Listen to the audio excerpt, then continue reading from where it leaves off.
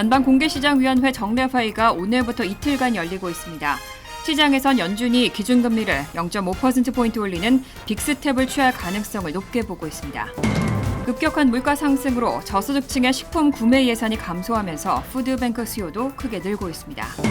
연방대법원이 여성의 낙태할 권리를 보장한 로데 웨이드 판결을 뒤집기로 했다는 보도가 나왔습니다. 뉴욕시의 코로나19 확진자가 심상치 않게 늘어나면서 코로나19 경보 수준이 중간 단계로 격상됐습니다. 바이든 대통령이 학생 1인당 $10,000 규모의 학자 융자금 탕감안을 오는 8월 전에 발표할 계획입니다. 이상은 이 시각 주요 뉴스입니다.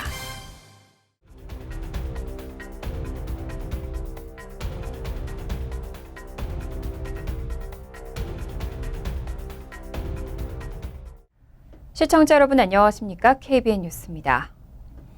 5월 연방공개시장위원회 정례회의가 오늘부터 이틀간 열리고 있습니다. 시장에선 연준이 기준금리를 0.5%포인트 올리는 빅스텝을 취할 가능성을 높게 보면서 관심이 집중되고 있는데요. 일각에선 이런 공격적인 행보가 경제에 부담을 줄 수 있다는 우려도 나옵니다.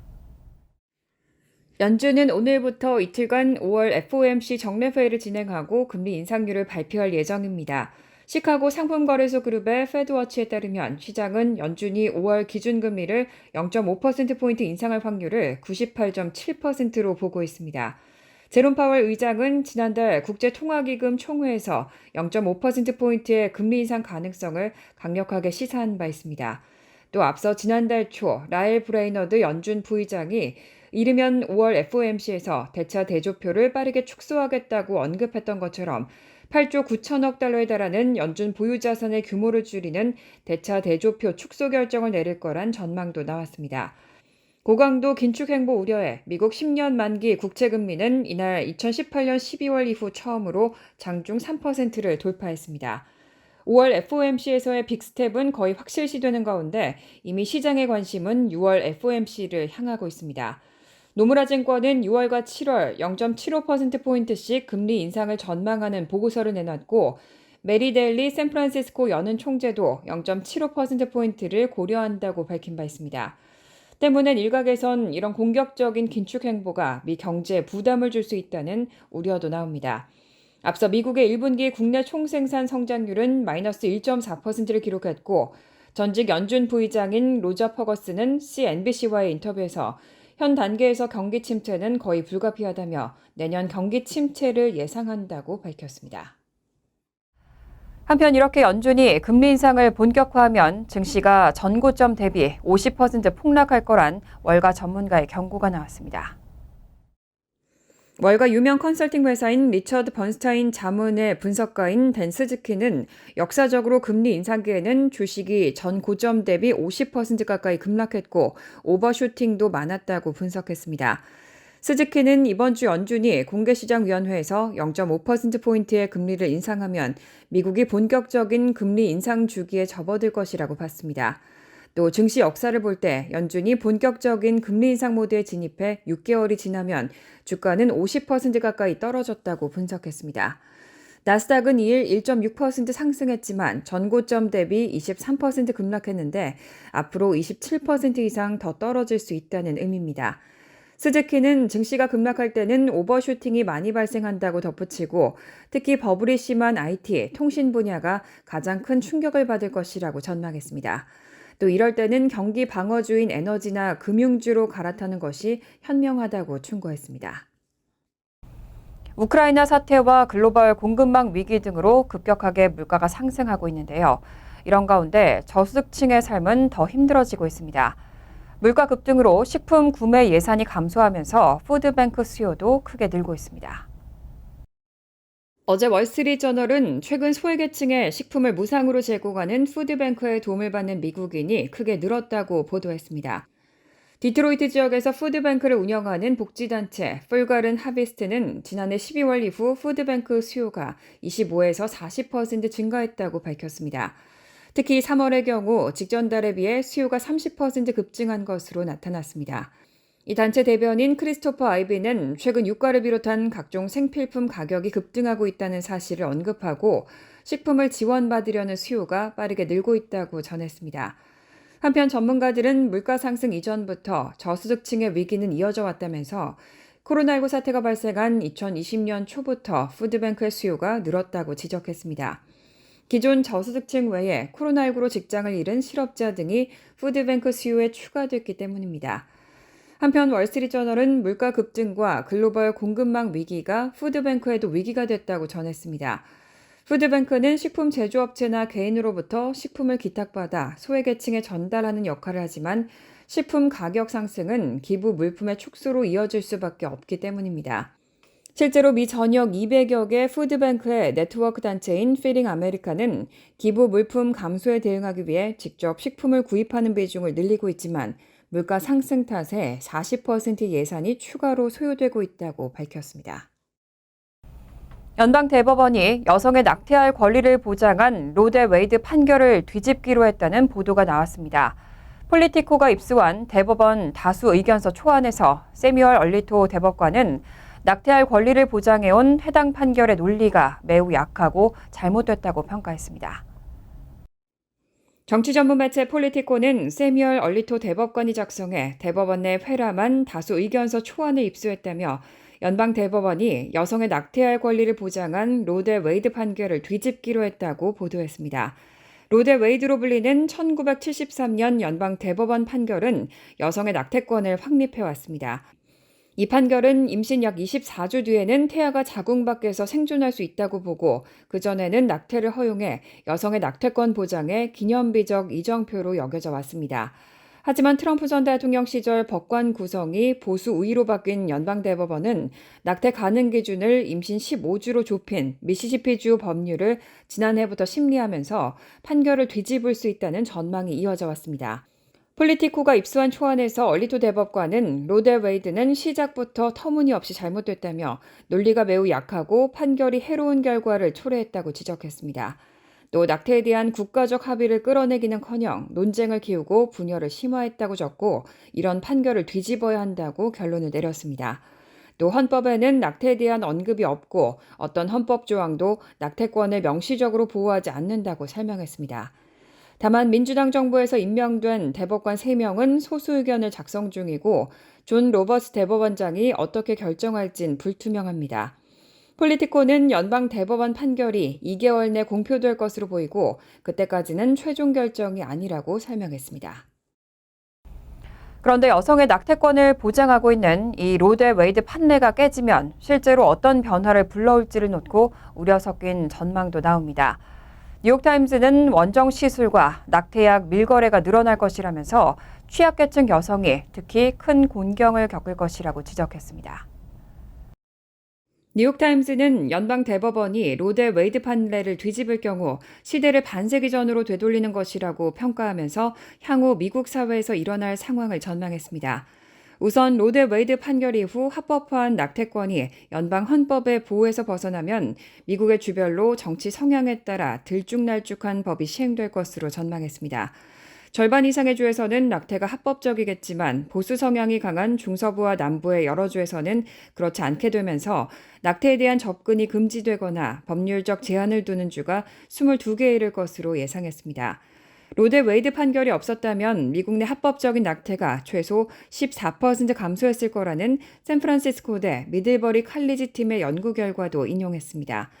이렇게 되면 주정부가 공화당 성향인 곳이 많은 중서부와 남부에서 일부 여성들은 낙태가 합법인 민주당 성향의 주로 소위 원정 시술을 갈 것이라고도 지적했습니다. 특히 낙태가 금지되는 주에서 가장 곤경을 겪을 사람으로는 취약계층 여성이 지목됐습니다. 뉴욕타임즈는 로데 웨이드 판결이 나오기 전 원정 시술비를 마련할 수 없는 많은 여성들은 화학약품이나 미숙련 낙태 시술자 등에 의존해 낙태를 시도했는데 판례 파기가 현실화하면 이런 상황이 재현될 우려가 있다고 지적했습니다. 뉴욕시의 코로나19 확진자가 심상치 않게 늘어나면서 코로나19 경보 수준이 중간 단계로 격상됐습니다. 보건당국은 백신 접종 여부와 관계없이 실내 공공장소에서는 마스크를 착용하라고 권고했습니다. 어제 뉴욕시 보건국은 코로나19 경보 수준을 중간 단계로 올렸습니다. 지난 3월 시 보건국이 새로운 코로나19 경보 시스템을 도입한 이후 처음으로 높은 단계로 조정된 겁니다. 시 보건국은 코로나19 위험 정도를 매우 높음과 높음, 중간과 낮음 등 4단계로 평가하고 있습니다. 이번 경보 수준 상향에 대해 아슈인 바산 시 보건국장은 뉴욕 시민들이 코로나19 감염에 대해 보다 주의를 기울여야 한다면서 특히 기저질 환자 등 코로나19 감염에 따른 위험이 높은 시민들은 혼잡한 장소를 피해야 한다고 말했습니다. 또 시 보건국은 오미크론 하위 변이 바이러스가 뉴욕시와 뉴욕주에서 계속 확산되고 있기 때문에 백신 접종 여부와 관계없이 실내 공공장소에서는 마스크를 착용할 것을 권고했습니다. 연방질병통제예방센터가 발표한 전국 카운티별 코로나19 위험 수치에서도 뉴욕시 일원의 코로나19 위험 수준이 높아지고 있습니다. 4월 28일 기준 데이터에 따르면 뉴욕시 5개 보로 가운데 맨하탄과 스테이튼 아일랜드의 코로나19 위험 수준은 중간으로 지정됐습니다. 뉴욕시 외에도 나소 카운티와 뉴저지 버겐 카운티 등 인접 지역도 코로나19 위험 수준이 중간 단계로 지정됐습니다. 마이크로소프트의 공동 창업자 빌 게이츠는 코로나19 사태의 최악의 상황은 아직 안 왔을 가능성도 있다고 경고했습니다. 전염성이 더 강한 변이가 나올 위험도 있다면서 세계보건기구가 다음 팬데믹을 예방하기 위해서 대책을 마련해야 한다고 강조했습니다. CNBC 방송은 빌 게이츠가 지난 1일 영국 파이낸셜 타임스와의 인터뷰에서 코로나19 팬데믹 가운데 더 전염성이 강하고 심지어 더 치명적인 변이를 만들어낼 위험에 놓여 있다고 말했다고 전했습니다. 게이츠는 그럴 가능성은 작고 자신이 파멸과 절망의 목소리가 되고 싶진 않다면서도 하지만 우리가 아직 이 팬데믹의 최악을 못 봤을 위험성이 5%보다 훨씬 높다고 경고했습니다. 그러면서도 이번 코로나19 팬데믹의 교훈은 선제적 계획과 보호 조치를 통해 미래에 닥쳐올 팬데믹을 더 잘 관리할 수 있도록 도와줄 것이란 점이라고 덧붙였습니다. 이런 내용은 현재 게이츠가 집필 중인 저서 다음 팬데믹을 어떻게 막을 것인가에 담길 핵심적인 내용입니다. 게이츠는 이에 따라 세계보건기구가 글로벌 감시팀을 발족해야 한다고 제안했습니다. 전 세계에 걸쳐 새로운 공중보건 위협을 재빨리 탐지하고 세계 각국의 정부를 신속하게 조직화해 미래의 새로운 질병이 팬데믹으로 커지는 것을 막을 수 있는 전문가 집단이 필요하다는 의미입니다. 게이츠는 이 태스크포스를 가칭 글로벌 전염병 대응 동원 계획이라고 부르고 이를 위해서는 WHO와 회원국이 막대한 재정적 투자를 해야 한다고 강조했습니다. 예일 의대 연구팀이 코로나19 바이러스가 폐에 감염되면 일명 사이토카인 폭풍이라는 면역 과민 반응이 나타나고 치명적인 폐렴을 유발할 수 있다고 발표했습니다. 연구팀은 특히 코로나19 바이러스가 대식세포에 직접 침입해서 과도한 염증 반응을 유도한다고 밝혔습니다. 지난달 29일 네이처에 실린 예일 의대 과학자들의 연구 결과에 따르면 코로나19 바이러스는 폐 점막 상피세포뿐 아니라 폐 대식세포에 직접 침입해 사이토카인 폭풍을 직접 일으키는 것으로 밝혀졌습니다. 인체는 바이러스의 대식세포 침입을 감지하면 면역 조기경보 체계에 인플라마좀이 활성화해 다량의 사이토카인을 분비합니다. 이 과정이 끝나면 대식세포는 스스로 사멸합니다. 원래 대식세포의 자멸사는 바이러스 감염을 저지하려는 시도였고 사이토카인은 일종의 부산물이었습니다. 그런데 사이토카인이 혈액의 염증성 세포를 더 많이 폐로 불러 모아 염증의 악순환을 촉발했고 이게 폐렴으로 이어지는 겁니다. 코로나19 환자의 생명을 위협하는 사이토카인 폭풍이 면역계가 의도하지 않은 과민 반응이라는 의미입니다. 하지만 다행히 연구진은 차단 표적인 인플라마좀 활성화 경로를 찾아냈습니다. 이 경로를 막으면 사이토카인 분비와 폐렴 진행이 억제된다는 것도 동물 실험에서 확인됐습니다. 다만 아쉽게도 이 인플라마좀 활성화 경로를 차단하는 약은 아직 승인된 게 없습니다. 연구팀은 몇몇 글로벌 제약회사와 생명과학 회사가 이 차단제를 개발 중이라고 전했습니다. 바이든 대통령이 학자 융자금 탕감안을 오는 8월 전에 발표할 계획입니다. 주립과 공립, 사립학교 학생들이 모두 대상이 되고 탕감 규모는 $10,000가 될 것으로 보입니다. 바이든 대통령이 1인당 학자 융자금을 최소 $10,000 탕감해주는 내용을 담은 행정명령을 8월 전에 발표할 계획인 것으로 알려졌습니다. 그동안 연방의회 민주당 지도부는 바이든 행정부가 최대 $50,000까지의 학자 융자금 탕감을 실시할 것을 요구해 왔었습니다. 하지만 바이든 행정부는 예산상의 이유로 탕감 규모를 $10,000로 줄이는 대신 탕감 대상자를 주립과 공립대학 졸업생뿐만 아니라 사립대학 졸업자도 포함시키는 등 탕감 대상자를 대폭 확대한다는 계획입니다. 교육계에 따르면 바이든 대통령이 1인당 $10,000를 탕감해주면 총 학자 융자금 부채 중 $4,290억 달러가 감소하게 됩니다. 또 전국 학자 융자금 부채를 갖고 있는 졸업생 중 3분의 1인 1,500만 명은 부채 전체를 탕감받는 혜택을 얻게 됩니다. 나머지 3분의 2 졸업생들도 학자 융자금 빚 부담이 줄어듭니다. 바이든 대통령은 지난달 말 연방의회 히스패닉 의원총회 소속 민주당 의원들과의 회동에서도 학자 융자금 탕감 조치를 검토하고 있다며 최대한 빠른 시일 내에 구체적인 내용을 발표할 것이라고 밝힌 바 있습니다. 간추린 소식입니다. 토니 블링컨 국무장관은 어제 아시아계 미국인 하와이 원주민 태평양제도 주민 문화의 달을 맞아 아시아계 미국인들이 공공서비스에 기여한 공헌에 감사 인사를 표했습니다. 블링컨 장관은 국무부에서 아시아계 미국인 우지라제야 차관, 미셸 시슨 차관보, 엘리엇 강 차관보, 도널드 루 차관보, 성킴 대사, 카말라 라크디르 사무총장 그리고 몇몇 분들을 세계 각지의 직책에서 모시고 있는 것을 자랑스럽게 생각한다고 전했습니다. 바이든 행정부는 지난해 11월 통과된 인프라법에 따라 $31억 달러를 미국 내 신규 자동차 배터리 공장 건설이나 기존 공장의 배터리 부품 공장으로 전환을 지원하는 데 사용하기로 했다고 밝혔습니다. 에너지부는 전기차 폐배터리 재활용에도 $6천만 달러를 별도로 지원할 계획입니다. 제니퍼 그레놈 에너지부 장관은 새로운 투자가 외국에 덜 의존하는 안정된 국내 공급망을 만드는 데 필요한 자극제가 될 것이라고 기대감을 표시했습니다. 바이든 행정부는 2030년 미국 내 신차의 50%를 친환경 차량으로 대체한다는 목표 아래 대규모 보조금 지급 법안 통과를 추진하고 있습니다. 미국 무역대표부 캐서린 타이 대표는 어제 로스앤젤레스 소재 밀큰 연구소 주최 포럼에서 인플레 억제를 위한 방안으로 중국산 수입품에 부과하는 관세를 인하하는 등 모든 조치를 취할 방침이라고 밝혔습니다.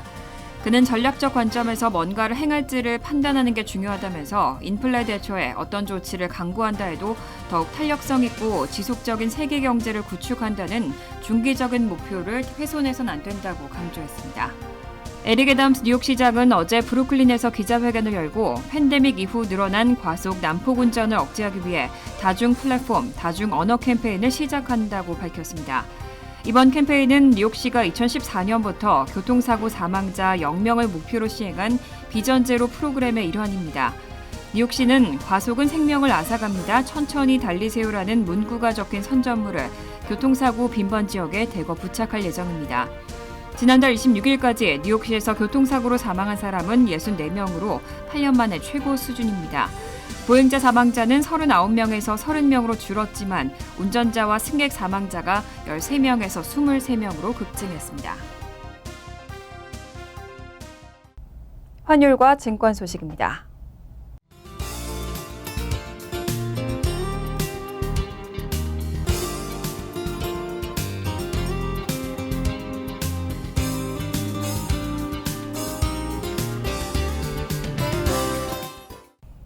이어서 날씨입니다. 수요일은 때때로 천둥번개와 함께 소나기 내리는 곳이 있겠습니다. 낮 최고 기온은 66도, 섭씨 19도, 밤 최저 기온은 56도, 섭씨 13도로 예상됩니다. 목요일은 대체로 화창하겠습니다. 금요일은 구름이 점차 많아지겠고 종종 소나기 내릴 가능성이 있습니다. 이상으로 KBN 뉴스를 마칩니다. KBN과 함께 즐거운 저녁 되시기 바랍니다.